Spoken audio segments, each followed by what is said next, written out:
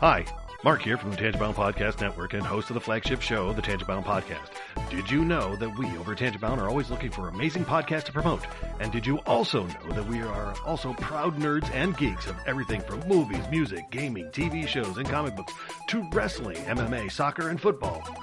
Whatever you can nerd or geek out about, we've got it. And if you're interested, we can help you find it. And if you're a show looking for a place to call home, we've got you covered. Side effects may include upset stomach, dizziness, tumors, shakes, and in some rare cases, death from excessive laughter. Though to be fair, it's only sometimes. Other side effects may include diarrhea, gallstones, heart palpitations, and strong desire for cookies on the dark side. Talk to your doctor and visit TangiboundNetwork.com and see if Tangibound Network is right for you.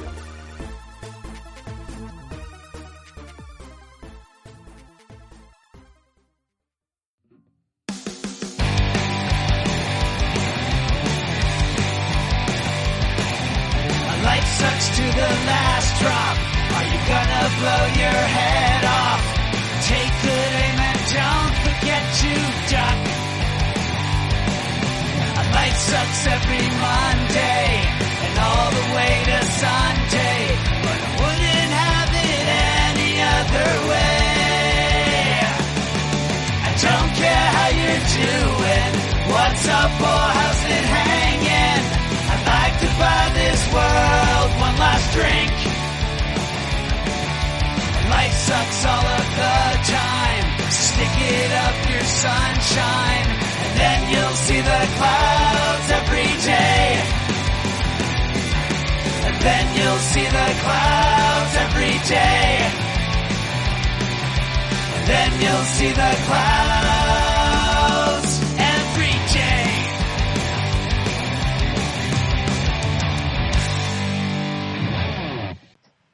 Welcome to the Crazy Life, everyone. My name's Jen. I am your hostess for the evening, and with me, as always, is Brian. Hey, Brian. Howdy.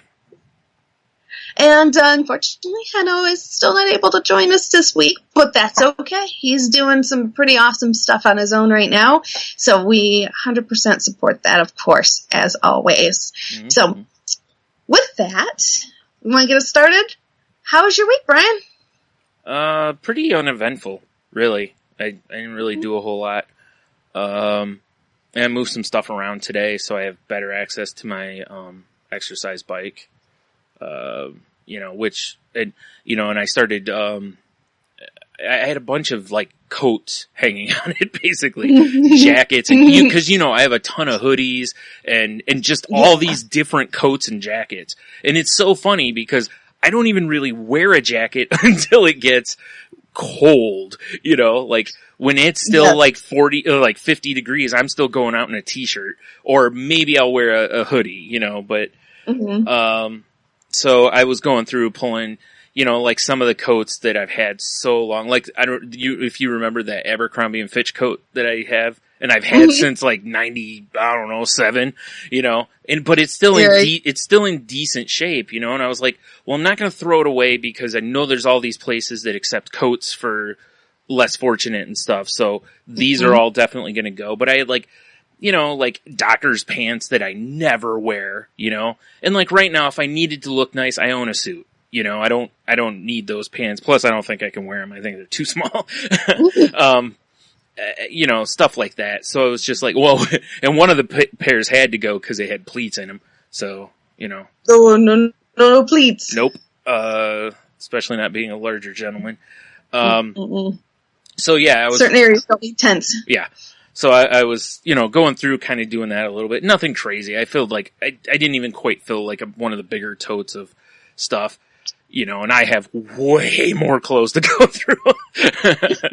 But I think this is most of the like coats and hoodies and stuff. And I got a couple of them that I might throw up on eBay, because I know they'll probably bring a few bucks because they're in great shape and, but yeah, so I did that, and I was just sitting here like before we started trying to think of anything else really I did this week, and there's really not a whole lot.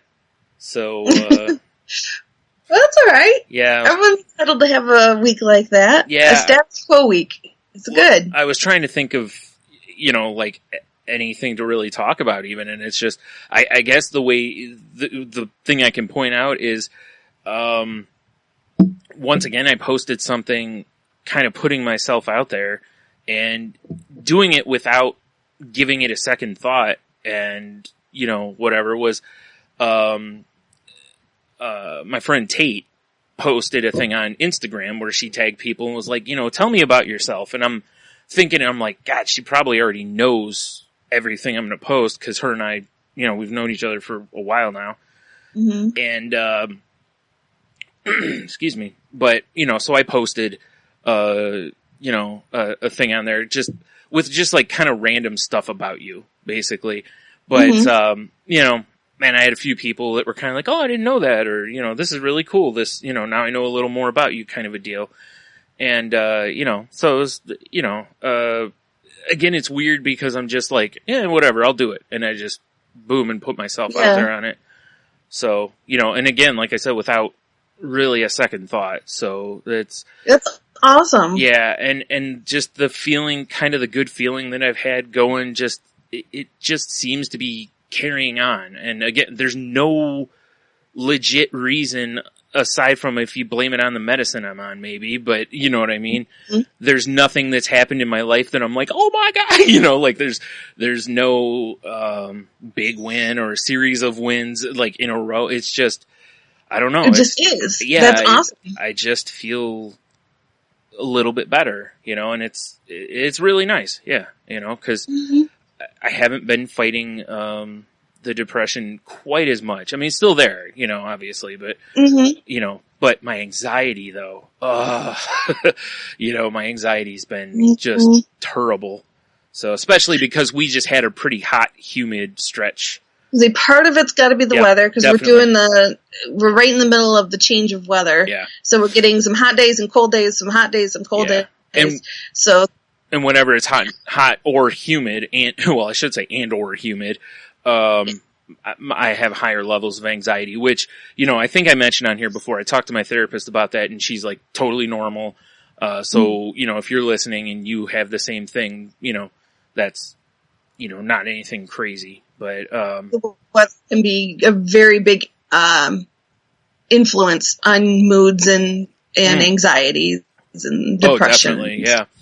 And, you know, I had a couple days, I had about a 2.5 day migraine earlier in the week, you know, like stuff like that, but it's like, you know, that's no fun. Yeah. I mean, like for me, it's like, man, that's another week, you know, I deal with those enough. Awesome that you're able to just kind of roll through things now versus stuff that used to be roadblocks for you. You kind of slow down still, but you don't plow through them, but I think that's a lot of it too. It really is I'm still, analyzing as I'm going through something, you know, so I'm not certain things. I'm not like boom, boom, boom, like maybe I would have been 10 or 15 years ago, but I'm still getting through some of that stuff, you know, I'm not letting it stop me or whatever. So that's still progress. Yeah, progress exactly. Going forward. Yep. So I'm pretty happy with that. Like I said, I can't really think of much else. If I do, I'll bring it up, but I can't, I just don't really have much else. Yeah. Well, we had some more changes at work. Yeah. Our night shift woman decided that she no longer wanted to be there starting immediately. And, so brought us back down to now we're a team of 2 and an active leader. So, odds are I'm probably going to have to be working some crazy hours again. Oh. And, yeah. Yeah. This last week I just put in 58. So, yeah. And this time around, I'm really starting to feel it. Like, it's pushing me to my limits, and I can tell. Yeah. You know, yesterday I ended up doing 10 hours at work, then coming home, taking a nap, and then hanging out with my husband most of the night. And stuff that's enjoyable for me. Like, he spoiled me rotten. You know, we went out to dinner, we went out to Kohl's, and he bought me a bunch of clothes, and, you know, wonderful, nice night and stuff, and I was cranky, and I could feel cranky, well, even though I was trying not to be. Yeah, it makes sense. We've talked about that a bunch of times because your battery's low. So your tolerance drops for everything with that. Things really needle you so much easier. And so that makes sense. It's unfortunate because you don't mean to like lash out at anybody else or whatever. And sometimes you do it without realizing it, but yeah. And that's it. And I know I wasn't as pleasant as I could have been. Right. As good company as I could have been, I should say. Right. And it sucks because it's almost out of body in the way that I can see myself doing things and saying things and being a certain way that I don't want to be, and I understand that, and this is temporary at work, even though it doesn't feel as temporary as I was hoping it would be. Right. But, it is what it is, and I have to do my best to manage through it. And, and thankfully, like I said, my husband's very supportive and understanding. So he also has been in situations where he's worked a ton of hours, so he can empathize and relate. Yeah. So he has more patience than some other people may not, may. Uh-huh. So that's been interesting. And then tomorrow, which would be Monday, we're recording on Sunday, but Monday and Tuesday, I get to work the night shift because the night girl quit. So, right. So I'm working the night shift, which I'm usually at work around 5 a.m., 6 a.m. in the morning and get off around, 2 o'clock in the afternoon. Mm-hmm. I'm going to be working 6 in the evening to 4 a.m. So, yeah. So on top of all of everything else going on, I get to, change my sleep cycle. Well, what's awesome about this is for a lot of people that would be a rough go because it's a lot later, especially when you're used to working at 5 or 6 in the morning.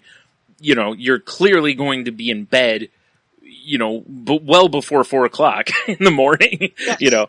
So you have that switch plus the fact that pretty much anything after like the streetlights come on, you're exhausted. So, yes. When you pair those together, plus you've been working a lot of hours, so you're kind of run down a little. Like, I just want to know how you're going to stay awake. I just picture at some point you just, just falling over. Yeah, I'm awake. The way I'm going to handle it is that, because normally I'm getting up around 3 in the morning or so. Yeah. So I'm going to handle it like, I'm going to try to stay awake and sleep the afternoon. So stay awake for the morning, sleep the afternoon, get up, and then go to work. Right. That makes sense. Pretty much like I used to do when I worked nights. Yeah, treat it like a normal day. You get up, you have your coffee, go to work, even though it's nighttime. Mm-hmm. So we're going to see if that works. Yeah. And then, I'm going on vacation the later part of the week. So, there's my silver lining. But it's still kind of funny because you have to do like these night shifts. Then you go on vacation, which means you're going to want to get up earlier because, so it's like you no more start moving one sleep pattern and then you switch it again. Yeah. Yeah. Wednesday morning, I get off work at 4 in the morning, go home, shower, change, then I catch a plane. So. Oh, you're going like 4 or 5 or so in the morning, something like that, kind of a flight? No, it's, it's a little later than that. It's like 10. Oh, okay. So I can have like a couple hours, like maybe take a nap in there. Yeah, okay. So it's not like directly from work, right? Okay. Right. Originally it was supposed to be directly from work to the airport, but they changed the hours up a bit. I guess the only advantage to that might be that if you got on the plane, you might be able to fall asleep, Well, I can sleep just about anywhere. Yeah. So I had already kind of planned on taking a nap on the plane. Because I'm not a big fan of flights anyway, so the more I can sleep through it, the better off I am. Makes sense, yeah. Yeah. So it's gonna be fun, but it's interesting. But thankfully, like I said, I have I have really good support system and people that understand the the issues that I'm facing right now. Yeah. I'm just trying to relax and just enjoy what I can of my time away from work and be as supportive and understanding in working with my coworkers. Because that's the big thing that it's so important that when you're working in a team that you have the confidence and trust in your coworkers that you have all the same goal in mind. Yeah, definitely. Which is the best interest of the company. So once you have that and you trust that your coworkers are doing the best that they can, it makes life so much easier. Yeah. Because as soon as you have that doubt whether they're not doing all that they can do or that their self-interest is overtaking the main goal, which is the goal of supporting the company, that's when teams fall apart. Yeah, because you start resenting the other people. Yes. Like, I'm working harder than you, and yeah, exactly. All that stuff comes up. So I have the two people that I'm left with are very strong in that department. And as far as I know, I can trust them. I know that they have the best interest in the company at heart, and they're hard workers. And when they come in, they do the best they can. Right. You know, it may not be perfect. It may not be, the same I can do, or, maybe they can do more. It doesn't matter. I can believe that and trust in that when they come in, they show up, they do the best that they can do in that given time. And that's all you can ask for. Yeah, it really is. That really is it. Anything other than that, you're trying to control something you can't control. And we've talked at length on other podcasts about how, that's a fool's errand. So. Yes. Yeah.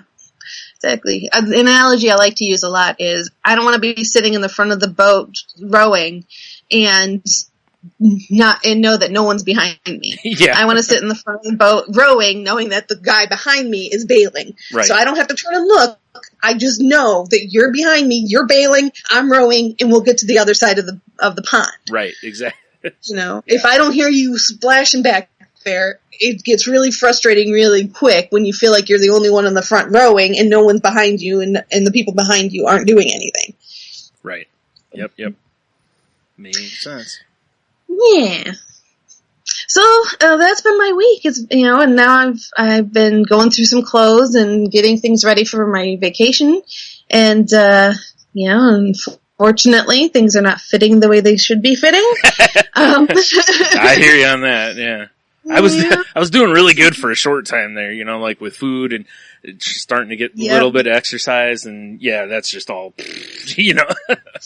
Exactly. Yeah. I need to refocus, me too. I think you found an article that's pretty awesome about kind of talking about focusing on what you're doing when it comes to food and eating. Yeah. Yep. It was weird because I was just watching the news on Wednesday. And, I was like, oh, you know what? I grabbed my phone and I was like, I'm going to start looking for a topic for the podcast. Cause we usually record on Wednesdays. Mm-hmm. And, right as I was pulling up Safari on my phone, they had a thing on TV about, mindful eating. And basically it's, being aware of what you're eating and the whole process rather than just cramming food in your face, until whenever, mindless eating is when you sit and watching TV and you just keep eating whatever it is, chips, popcorn, candy, whatever it is. And you don't realize how much of it you've consumed until you look and you're like, wow, that's a whole bag of Doritos, Right. So, but this article is from, or actually it's a list basically. It's 6 ways to practice mindful eating, and it's from mindful.org. And nice. Yeah, it was. I'm gonna skip the first part of it. If people want to read the stuff, it's gonna be available in the show notes or whatever. But basically, they've got 6 tips here on. Or they have a chart on here that shows or mindless eating and mindful eating, and it's kind of a nice juxtaposition there. The first one says eating past full and ignoring your body's signals, which, we've all done, I'm sure. mindful eating is listening to your body and stopping when full. Stuff like that. So, I guess I can go through these real quick. The second one is eating when emotions, this is mindless. Eating when emotions tell us to eat, like when you're sad, bored, lonely. Versus mindful eating, which would be eating when our bodies tell us to eat, i.e. our stomach's growling, energy's low, or, if you're on a, like, every 2 hours kind of, like, okay, it's time to refuel my body or whatever here. The third one, mindless eating, is eating alone at random times and places. And mindful eating is eating with others at set times and places. The next one is eating foods that are emotionally comforting, which is mindless eating. And mindful eating is eating foods that are nutritionally healthy. Now, realistically, it can be both.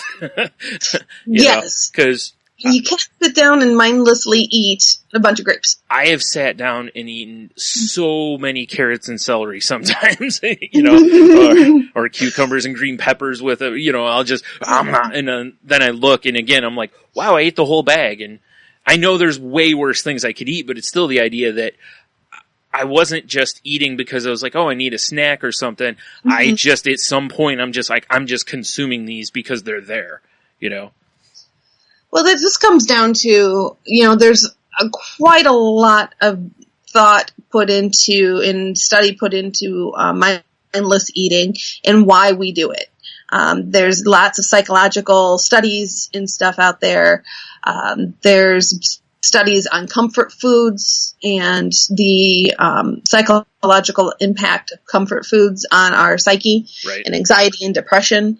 It's also a lot of studies done around the quality of food we eat and anxiety and depression and the link between the two. Yep. So there's a variety of stuff out there that I highly recommend you guys go out and do some research and start reading up on it. I know I'm a huge mindless eater, and I can also say that food has always been very comforting to me. Yeah. And when I'm feeling emotionally empty, I go to the food to feel physically full. Right. And so I know I use food as a crutch. Yeah. Now, food is a fuel, folks. Well, you can argue either. I mean, we talked about this once before, and we approached it from the food as fuel thing. And I know that's when Henno was on Angela's Awesome podcast, and she took umbrage with it because you should also enjoy what you're eating. It helps. And there's a social aspect to it, yes. Yeah. But food is the intrinsic purpose of food when you break it down in the whole hierarchy of life and all that other stuff. The whole purpose of food is to fuel our bodies and get us from point A to point B. Now, given that statement, we're not going to just be eating food pellets and, and cardboard because that's, the most nutritionally valued item in calling it a day. Exactly. You could. Yeah. But of course not. We as a society have taken food and we have attached a lot of things to it, which are not bad. A lot of social aspects to it, a lot of emotion to it. So it's just finding that balance between the two. But ultimately keep in the back of your mind that food is fuel. And if mindful eating is really taking a look at what you're eating and how much you're eating and listening and being in tune with everything and saying, okay, am I putting high octane in my system or am I putting, vegetable oil, which will get the job done and get the car running, but is that really the, best choice? Sometimes it is. Sometimes it is to use vegetable oil because that's the best choice you have, but sometimes it's not. Yeah. So I digress. Yep. So number 5 on this list is, for mindless eating, is eating and multitasking. And the mindful one is when eating, just eating. And the last one is considering a meal an end product for mindless eating. And mindful is considering where food comes from. So I think we'll cover that more in this, because there's those I just wanted to cover real quick, but there's better talking stuff here, I think. But, because now it goes into a little more in depth on this, or on these things. And, real quick before we get into it, it's funny because for a long time, I never saw myself really as an emotional eater. Like I knew that I overate at times. Like, again, there's times where, I'll open a bag of chips, candy, whatever, and just crush it, And, what I was thinking about it a few months ago, and I really started like, okay, well, it's weird because like when I'm going to eat something, like say there's Little Debbie's in the house, like Swiss cake rolls, right? Mm-hmm. I noticed that the only time I'm eating them is at like 2 a.m. And I used to do the same thing before.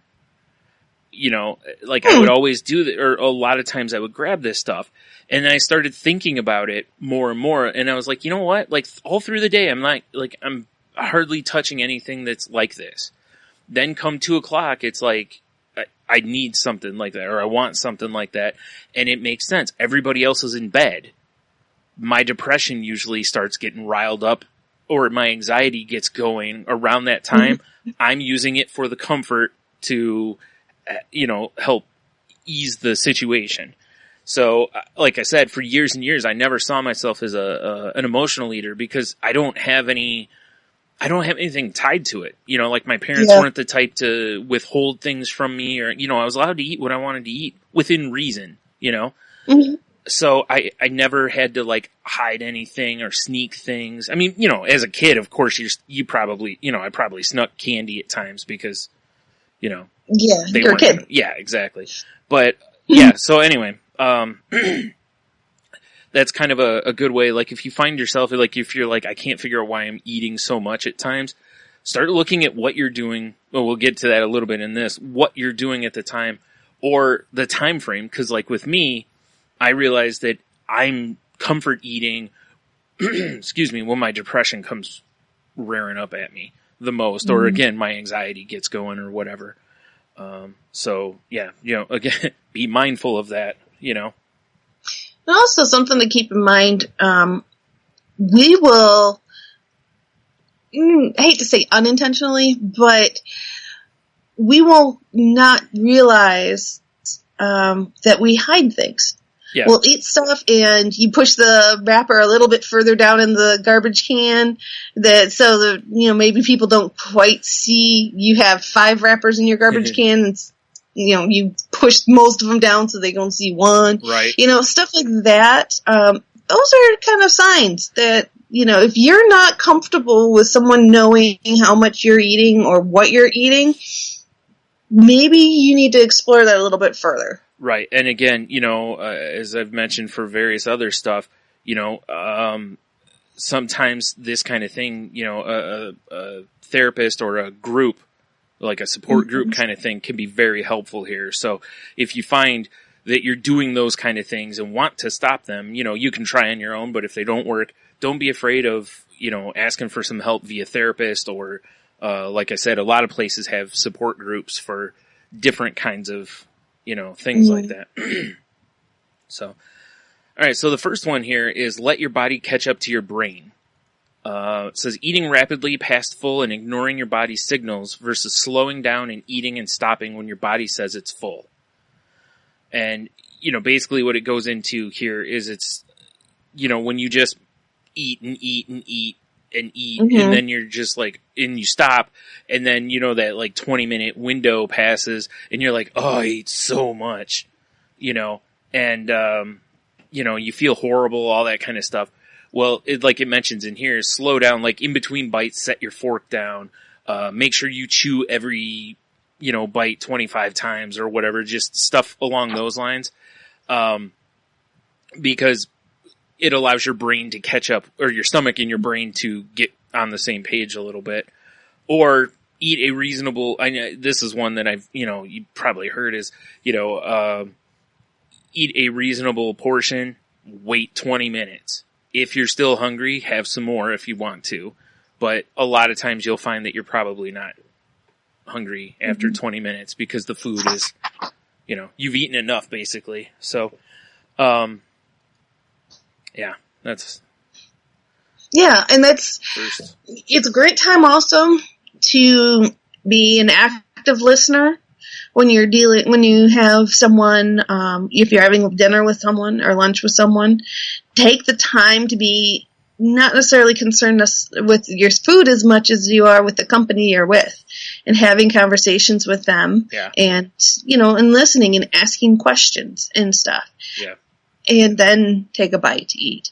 But if you utilize things around you, that'll help you slow down and also gives you opportunity to pay a little closer attention to kind of what your body's telling you when you're full or not. Yeah. Because it really is that, like, a big key for mindless eating is that your brain is distracted, or it hasn't realized that you're full because your stomach hasn't had time to tell it yet. Yeah. And, so you just push right past your limit or your threshold essentially, and then, like I said, after the 20 minutes or whatever, it all catches up to you and you're, I feel terrible. And water will also help with that. True. If you drink water as you're eating dinner, it'll help you, feel full, and it'll also help your digestion. Yeah. So that you digest better than otherwise. Right. So the second one is know your body's personal hunger signals. It says, are you responding to an emotional want or responding to your body's needs? Yeah, it's like, basically, it's like, is your stomach growling, your energy low, you're feeling lightheaded? It says too often we eat when our mind tells us to rather than our bodies. True mindful eating is actually listening deeply to our body's signals for hunger. Ask yourself, what are your body's hunger signals and what are your emotional hunger triggers? And again, that's a great one. It's like, I've been really kind of trying to focus on my late night situation that I was just talking about a little bit ago. In that, I mean, there's also, like, and the other thing I would do is I'd make a pizza at like 11 o'clock. I'd eat half of it, and then at like 1, I'd eat the rest of it. Now, and the thing is, I'm not hungry, but pizza is my ultimate comfort food. So what I've been doing is now if I do it, I put the other half in the fridge right away. And then I'm not eating it again. And if I'm hungry, then I do something else. Like I don't eat the rest of the pizza. I'll find something else to hold me over or whatever.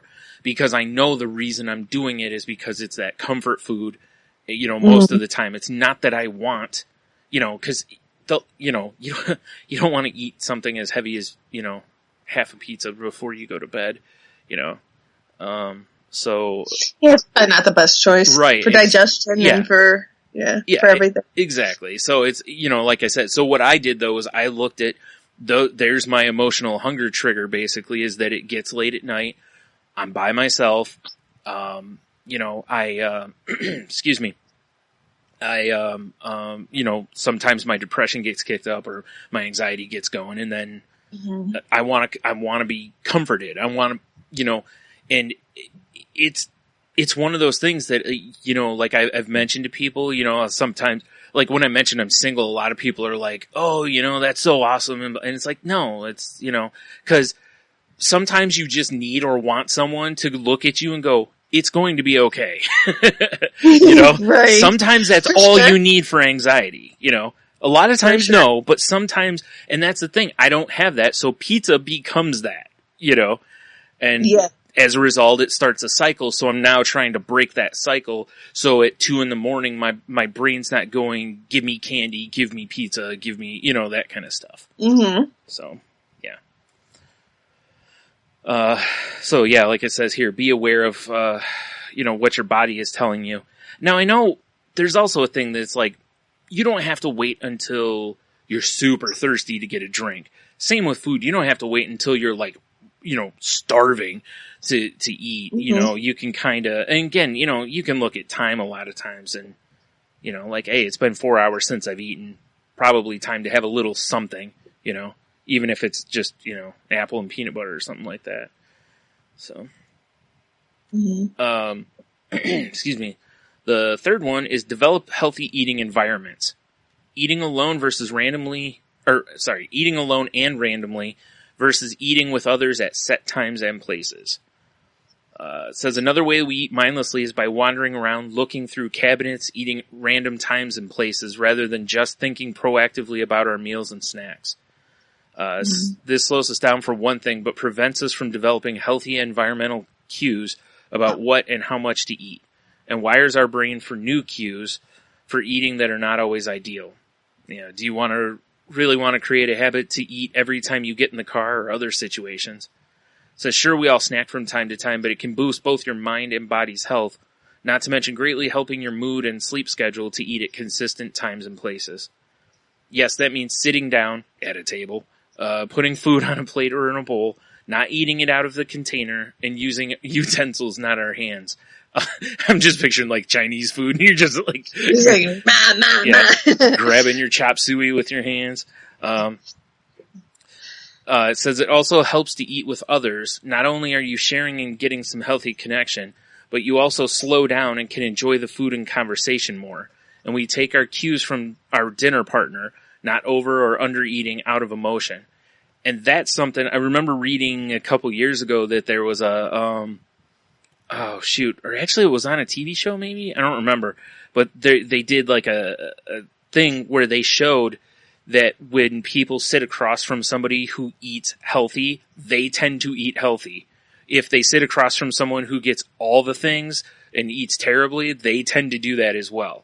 Like really? But it makes sense. Look, I mean, if you really boil us down, our ultimate goal as humans is to fit in.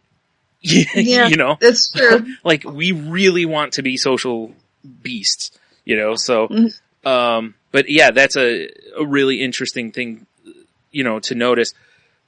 And it's true, if you do eat with other people, you do tend to slow down because you're having a conversation or whatever instead of just, ow, mow, mow, mow, Right, watching TV and shoveling. Yes. Yeah, and really watching TV while you're eating is one of the worst things you can do because you will completely ignore, your full signals and, stuff like that. Yeah. So, and, there's another thing. I know if Henno was here, this is a point he would want to bring up for sure, which is when I mentioned that chewing every bite 25 times or whatever, it's like most of us don't really do that anymore, or we don't count it, but the idea of savoring your food when you're eating, much like, when you're doing, mindfulness, like meditation or whatever, the point of it is to, like, you look at your hand and you focus on every little detail of your hand or you look at the carpet or whatever. Same with your food. If when you're eating it, taste the different flavors, try to get the different flavors, make your brain kind of break it down that way or something, because that slowing down right there will make you savor the food and all that. And again, that'll stop you to some extent from eating a ton of food because, you're enjoying what you eat, and again, that's another reason to not sit in front of a TV or with your phone or whatever while you're eating, to just actually eat, Right. Make it an event all of its own. Yes, exactly. Where's that other thing I had here? It says when we put our food away in cabinets in the fridge, we're also more likely to eat healthy amounts of healthy food. So consider what's around, where it is, and whether it's in sight. If we limit eating to kitchen and dining room, we are also less likely to eat mindlessly or eat while multitasking. When food is around, we eat it. And food, not always the healthiest, is often around at the holidays, which, another reason I wanted to bring this up is because we are getting to that point of the year almost. But I saw something one time where they talked about with kids that they did a test with kids basically to where they had a bowl of candy out and apples, and clearly, nobody took an apple. But when they took the candy away, the kids were eating the apples regularly. Kind of a concept. And it's because you see it, Yeah, they're hungry, they see it, options available, they take it. Exactly. So that's kind of what this is talking about with everybody is, if you put apples or other fruits or vegetables within eyesight, like, if you buy vegetables and cut up celery and carrots and like green peppers, cucumbers, that kind of stuff, and you keep them like right in the front of your fridge. When you open it up and you like, man, I need a snack, it's right there in front of your face. Mhm. You know, so that can help. Excuse me. I'm a snacker and a grazer, and I like to finish out everything in the kitchen. So, Yeah. so having little, things like apples and stuff ready to go is always beneficial for me. Yeah. Yep. And I'm the same way. It's why, I usually try to keep like a kind of like a trail mix or at least like almonds or something like that, where I can just grab a small handful of those rather than grabbing, like, oh, there's Snickers here, I'm going to grab 3 of those. Right. But it also mentions in this section too, forgot what I was reading here. Dang it. It talks a little bit about holiday eating, about changing your eating habits for that and stuff. And, we all do for the most part. It's so hard with so much temptation and, a lot of times, and it's foods maybe you don't eat regularly or that kind of thing. So you're like, I don't know, I'm going to go ahead and whatever. Or, how many parties or holiday things have you been to where people are standing around like a plate of cookies and they're just eating them while they're talking, Right. like don't even realize they've, I remember a few years ago, my sister made, pumpkin pie bites. Like they were really small. And, my one niece was like, at one point was like, I gotta get away from these things. She's like, I think I've eaten like 10 of them. Yeah. So it's, that kind of a deal. It's easy to do. Oh, it is. Totally. Easy traps to fall into. Yep. Another part on here that's a good point too, of course, is, like the idea of, it says classic advice is to also not shop when you're hungry because, you'll tend to buy all the things versus what you should buy. But the middle path applies here as well. A psychological effect known as moral licensing has shown that shoppers who buy kale are more likely... Has shown that shoppers who buy kale are more likely to then head to the alcohol... I think there's something missing in there. Than those who don't. We seem to think that... I'm eating well so then I can drink bad. Yeah. We seem to think that our karma will balance out and we can spend it on junk food or other less than ideal behaviors. The old going to the gym and busting your hump and then, Eat ice cream on the way home. Ice cream on the way home, yeah. Like, who's got fruit in it? Good. It's healthy. Yes, we are good at justifying, Oh, yeah. Human beings were very good at justifying. Yep.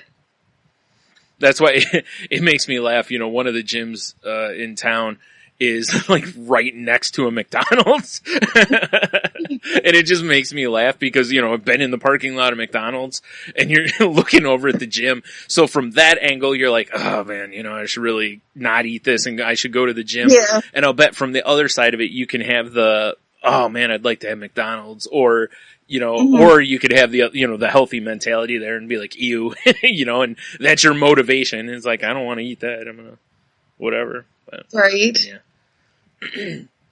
The next one is eat food, not stories. Eating foods that are emotionally comforting versus eating foods that are nutritionally healthy. This is another tricky balance, and ideally we can find nourishing foods that are also satisfying and comforting. But think back to the first, well, there's a thing they're referencing from an earlier part. Anyway, I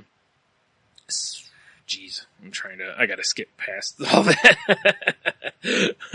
What says, what is it? When we slow down and enjoy and eat healthy foods, we often enjoy them more than the story we tell ourselves about healthy foods. As we practice eating healthier and a greater variety of foods, we are less inclined to binge on our comfort foods and more inclined to enjoy healthy foods, ultimately finding many foods mentally and physically satisfying as opposed to just a few. Also, I think you find new comfort foods in that. Yes. Like before maybe you ate chips, maybe you just switched to popcorn, and popcorn is a really great snack as long as you don't kill it with butter and salt and, that kind of thing. So, yeah. Let's see. Number 5 here is consider the life cycle of your food. And this one was kind of weird to me at first because this is something I don't think most of us really do. But it says, unless you're a hunter-gatherer or a sustenance farmer, we all have become ever more disconnected from our food in recent years. Many of us don't even consider where a meal comes from beyond the supermarket packaging. This is a loss because eating offers an incredible opportunity to connect us more deeply to the natural world, the elements, and each other. When we pause to consider all of the people involved in the meal that has arrived on your plate, from the loved ones, and yourself, who prepared it, to those who stocked the shelves, planted and harvested the raw ingredients, to those who supported them, it's hard not to feel both grateful and interconnected. Be mindful of the water, soil, and other elements that were part of its creation as you sit down to eat, whatever you were eating. You can reflect on the cultural traditions that brought you this food, the recipes generously shared from friends, or brought from a distant place and time to be handed down in the family. As you consider everything that went into the meal, it becomes effortless to experience and express gratitude to all the people who gave their time and effort, the elements of the universe that contributed their share, our friends or ancestors who shared recipes, and even the beings who may have given their lives to a part of creating this meal. With just a little more mindfulness like this, we may begin to make wiser choices about sustainability and health in our food, not just for us, but for the whole planet. And like I said, that one's one that I think most people are probably not doing and probably not going to do, but, you know. I mean, it's always good to understand, you know, where your food comes from, and, yeah. You know, it's always beneficial. So, yeah, absolutely. If you can figure that out and you can keep an eye on getting sustainable foods and stuff, yeah, more power to you. That's an amazing thing to do. Yeah, and there's definitely you know, there's something to be said for, like, you know, going to the farmers markets or going to a farm or a dairy, you know, and learning kind of what they use and what, you know, what's going into your food, that kind of thing too. So, you know, because that allows you to make smarter choices with, you know, some of your food as well. You know, and I would even say, like, to an extent on this too, another way you go into this is like if you're growing your own vegetables, you know, you can really appreciate what's gone into the vegetables, because there's such a satisfaction of picking the vegetables and bringing them in and, you know, using them in your foods to where you can kind of like, I grew those, or, you know, like that concept too. So I think that's something to definitely not overlook. You know? Absolutely. The last one is attend to your plate. Distracted eating versus just eating. Multitasking and eating is a recipe for not being able to listen deeply to our body's needs and wants. We've all had the experience of going to the movies with our bag full of popcorn, and before the coming attractions are over, we are asking who ate all our popcorn. Right? Yeah, when we are that's why you get the candy too, because then you have candy for the movie. Hey! Duh! This is when we are distracted, it becomes harder to listen to our body's signals about food and other needs. With your next meal, try single tasking and just eating, with no screens or distractions besides enjoying the company you are sharing a meal and conversation with. Or again, you know, if you're by yourself, you can do that too. Just sit down and eat. And like I said, savor the food that you're eating, you know, really try to enjoy it. I mean, I know it may be tough to really enjoy a gas station sandwich or something, but hey, whatever. Exactly. You gotta eat what you got, you know, and enjoy what you can, and make the best choices you can make. Yeah, exactly. And so while formal mindful eating practices may be what we think of when we look back on a mindfulness course or retreat we attended, the reality is we do live and eat in the real world, which is a busy place. But we can take the insights gained from our formal practice, slowing down, listening to our bodies, doing one thing at a time, making even small rituals, and considering all that went into our meal on a more regular basis, and bring more information or informal mindfulness to our daily meals. You know, there's another thing I wanted to mention, which is something along the lines of ways you can kind of be more mindful, or at least one is, you know, don't eat at your desk if you can help it.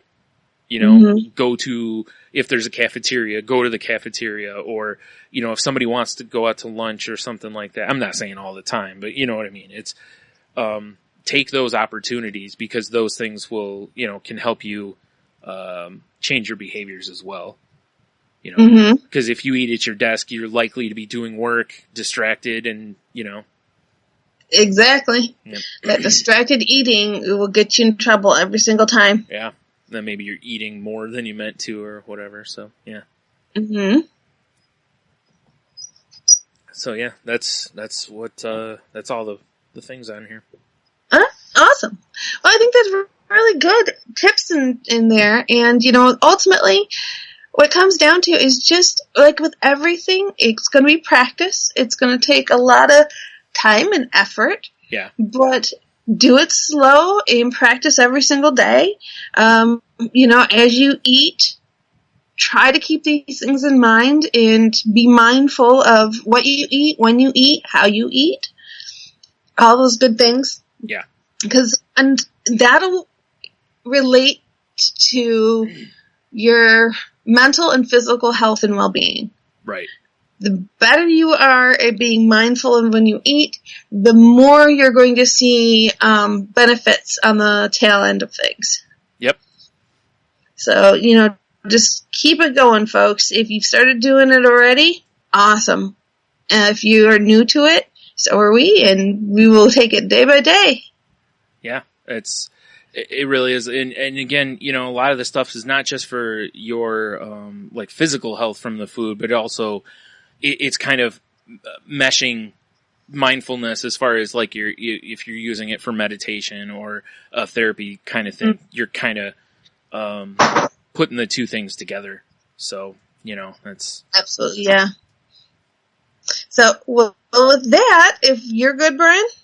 Yeah, that's all I got. All right. Cool.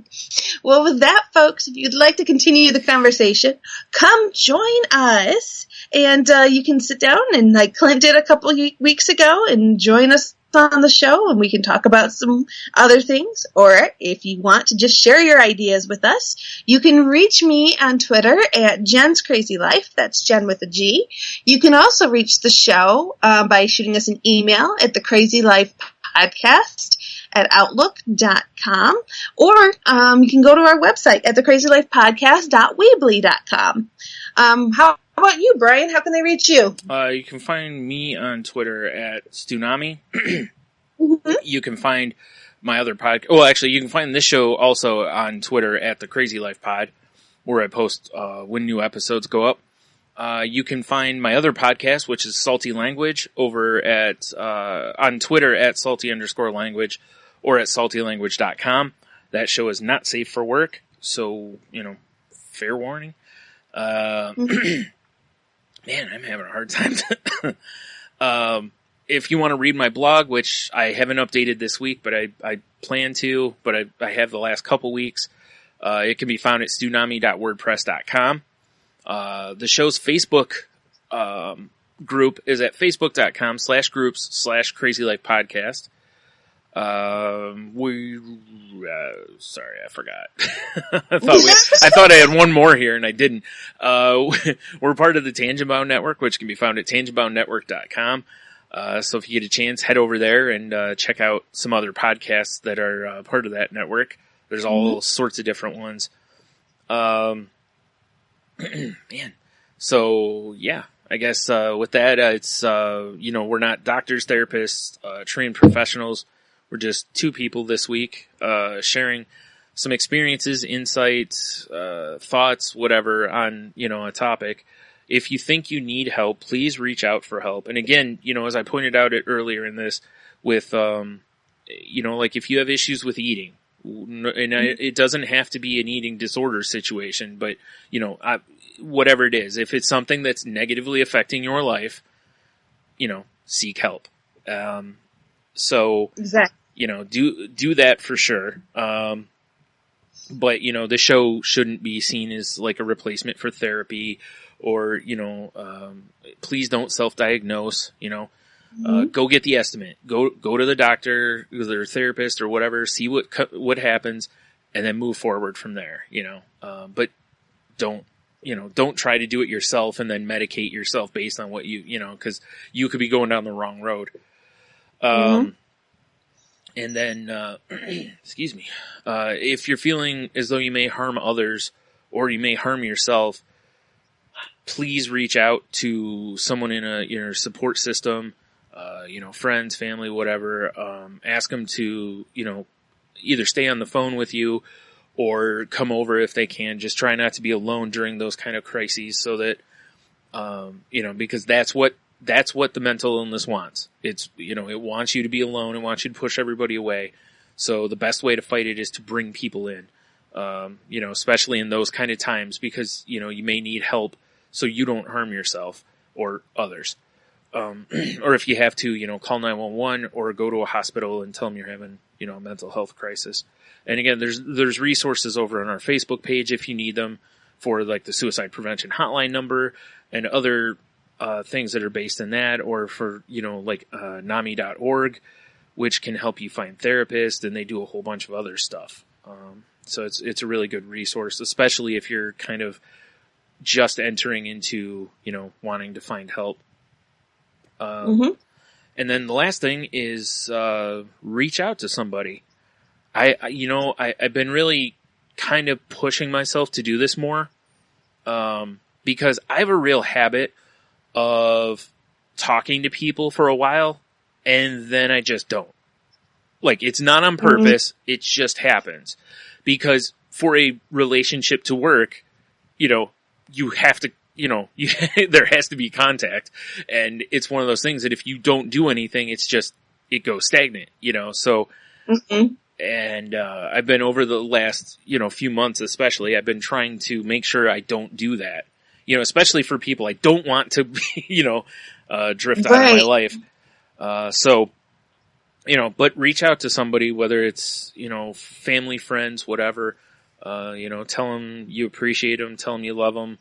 Whatever it is, just, see how they're doing, whatever it is, because you just never know when, you reaching out might be the difference between, an attempted suicide or, or not. I mean, I've heard plenty of stories over the years of people that have said stuff like that, like, hey, so-and-so contacted me and that led to me getting help or whatever. So, reach out, like I said, and, especially if you haven't talked to somebody in a while, reach out to them and, hey, how you doing? Or if it's somebody that has, a mental illness situation, just check in on them, just, hey, how's it going? Whatever.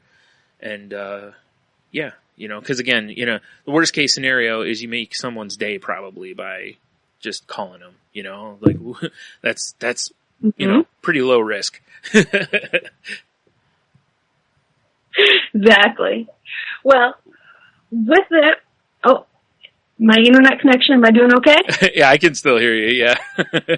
All right.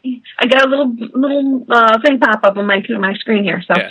All right. Well, with that, folks, eat well, be well, and treat yourself well. And take care. We'll talk to you next week.